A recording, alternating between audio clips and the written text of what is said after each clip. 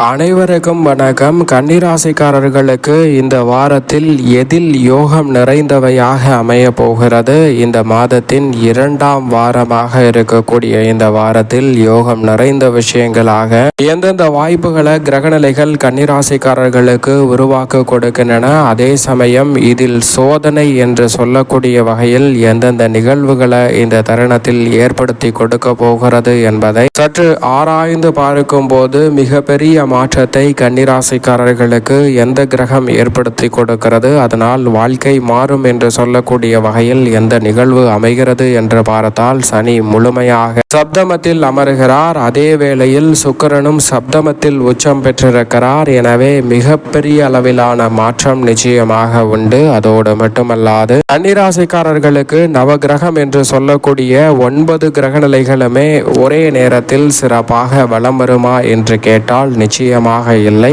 ஏதோ ஒரு கிரகம் சாதகமற்ற நிலையில் வலம் வருவதற்கான சூழல் உண்டு. அதே சமயம் ஏதோ ஒரு கிரகம் மிக வலுவாகவும் அதீத நன்மையை அள்ளி கொடுக்கக்கூடிய அமைப்பிலும் வலம் வருவதற்கான வாய்ப்புகளும் சந்தர்ப்பங்களும் அபரிவிதமாக கிடைக்கிறது என்பதுதான் யதார்த்தமான உண்மை. அந்த வகையில் பார்க்கும் போது யோகங்களை எந்தெந்த கிரகநிலைகள் எந்தெந்த விஷயங்களில் உருவாக்கி கொடுக்கிறது, அதே சமயம் சோதனையை எந்தெந்த கிரகநிலைகள் உருவாக்கி கொடுக்கிறது என்பதை பார்க்கலாம். முதலில் யோகங்களை உருவாக்கி கொடுக்கக்கூடிய வகையில் இந்த வேளையில் மிகவும் வலுவாக ராசியின் அதிபதியாக இருக்கக்கூடிய வித்யாகாரகரான புதன் வக்ரகதியில் வலம் வந்தாலும் 6ஆம் இடத்தில் மறைந்த சூழலில் வக்ரகதியில் வலம் வருகிறாருங்க.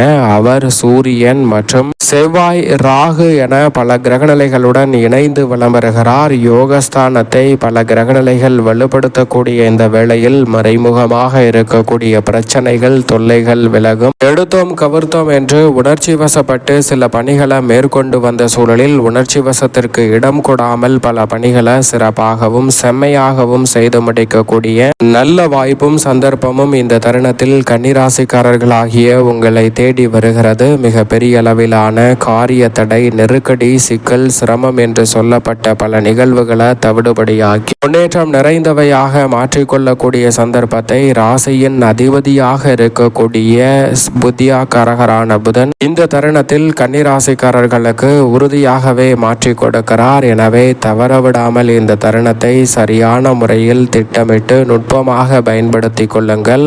கன்னிராசிக்காரர்களுக்கு மிக வலுவாக உஷ்ணகிரகமாக இருக்கக்கூடிய சூரியனுடன் இணைந்து யோகஸ்தானத்தை வலுப்படுத்துவதால் ஆளுமையும் அதிகாரமும் கொண்ட உயர் பதவிகளும் பொறுப்புகளும் இந்த தருணத்தில் நிச்சயமாக உங்களை தேடி வரும். எதிர்பார்ப்பதை விட காரிய தடைகள் முற்றிலுமாக கட்டுக்குள் வருவதோடு முன்னேற்ற வாய்ப்புகளை நிறைவாக சந்திக்க முடியும். யோகஸ்தானம் என்பதால் இந்த தருணத்தில் எதிர்பார்க்கக்கூடிய நல்ல ஒப்பந்தங்கள் சிறப்பாக உறுதியாகவே கன்னிராசிக்காரர்களுக்கு கையெழுத்தாகும் அற்புதமான வேளையாக சூரியன் மாற்றிக் கொடுக்கிறார். யோகஸ்தானத்தை மங்களகாரகன் வலுப்படுத்தக்கூடிய வேளையில் குருவின் சுப பார்வையும் அவரது மீது பதிவதால் இந்த தருணத்தில் பல்வேறு வகையிலான சுப காரியங்களில் இருக்கக்கூடிய தடைகள் கன்னிராசிக்காரர்களுக்கு விலகுகிறது. கன்னிராசிக்காரர்களுக்கு இல்லத்தில் பல்வேறு வகையான சுபகாரியங்கள் நிச்சயமாக தடையில்லாமல் உறுதியாகவே கைகூடும் சிறப்பான வேலையாக பார்க்கப்படுகிறது.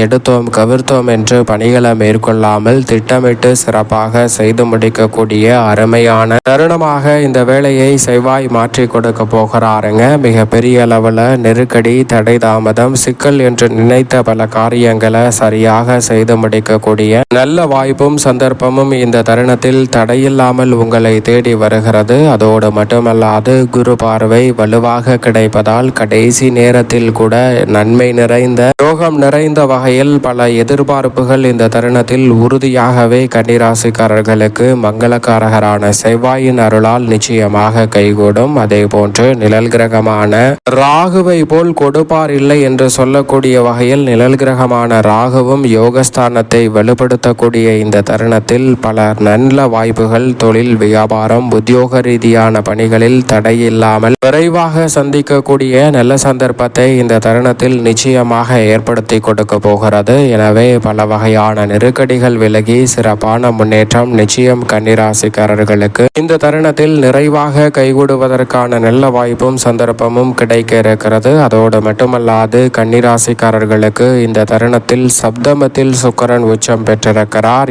7ல் சுக்கிரன் உச்சம் பெற்றிருப்பது உறுதியாகவே எதிர்பார்ப்புகளை பூர்த்தி செய்யும் அமைப்பாக பார்க்கப்படுகிறது. 2 மற்றும் 9ஆம் இடத்தின் அதிபதியாக இருக்கக்கூடிய சுக்கிரன் சப்தமத்தில் உச்சம் பெற்று ஜென்மராசியை பார்ப்பதால் கடுமையான நெருக்கடிகள், சிக்கல்கள் போன்றவற்றை நிச்சயமாக தவிர்த்தறிந்து யோகம் நிறைந்த ஒரு தருணமாக மாற்றிக்கொள்ள முடியும். உடன் பிறந்தவர்களுக்கிடையே இருக்கக்கூடிய மனக்கசப்புகள் நிச்சயமாக விலகும். இதுவரை இல்லாத அளவிற்கு மிகப்பெரிய அளவிலான காரிய தடை, சிக்கல், சிரமம் என்று சொல்லக்கூடிய பல நிகழ்வுகளை தவிடுபடியாக்கி முன்னேற்றம் நிறைந்தவையாக மாற்றிக்கொள்ளக்கூடிய சந்தர்ப்பம் இந்த தருணத்தில் நிச்சயம் உண்டு. அதோடு மட்டுமல்லாது சொத்துக்கள் ரீதியான பல பிரச்சனைகள் சுமூகமாக தீர்வு காணப்படுவதற்கான நல்ல வாய்ப்பையும் சந்தர்ப்பத்தையும் இந்த தருணம் ஏற்படுத்தி கொடுக்க போகிறது என்பதில் சந்தேகமே இல்லை. எனவே கன்னிராசிக்காரர்கள் தவறவிடாமல் இந்த தருணத்தை சரியான முறையில் பயன்படுத்தி கொள்ளுங்கள். பல பிரச்சனைகளும் நெருக்கடிகளும் விலகி நல்ல மாற்றம் நிச்சயம் உங்களை தேடி வரும். பொருளாதார ரீதியாக இருக்கக்கூடிய பல நெருக்கடிகளை குரு பகவான் 10ல் வலம் வருவதால் இந்த தருணத்தில் கன்னிராசிக்காரர்களுக்கு தவிர்த்து விடுகிறாருங்க.